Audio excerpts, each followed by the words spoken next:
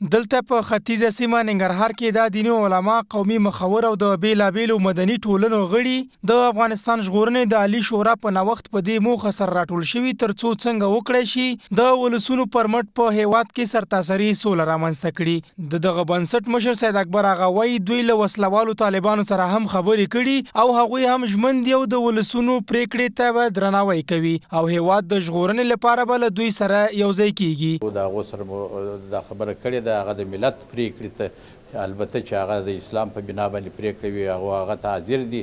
د ملت پریکړې ته په حکومت کې هم داسې څوک نه دي پیدا شوي چې هغه د هغه پریکړې ته چې هغه د ملت پریکړې د هغه مخالفت وکړي.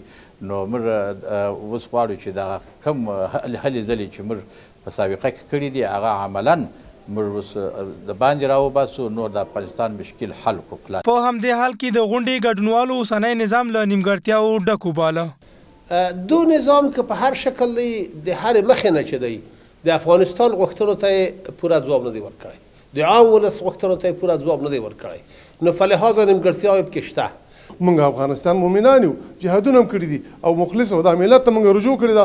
دغه حرکت سره چې زه مثال 15 ورځې روان یم دغه ملت یې رجوع کړي، ځکه د ملت سره زه خوشحاله یم چې د ملت نه د ملت لپاره نه دا چې یو پروژه څوک واخلي او کار شروع کړي بیا نیمې کې پرېږدي، بس په خپله چنده باندې په خپل امکاناتو باندې د ملت د خلاصون لپاره په یو اتفاق باندې کار وکړو او توبه وباسو د ګناهونو نه د نبي صلی الله علیه وسلم د قوم په شانتې.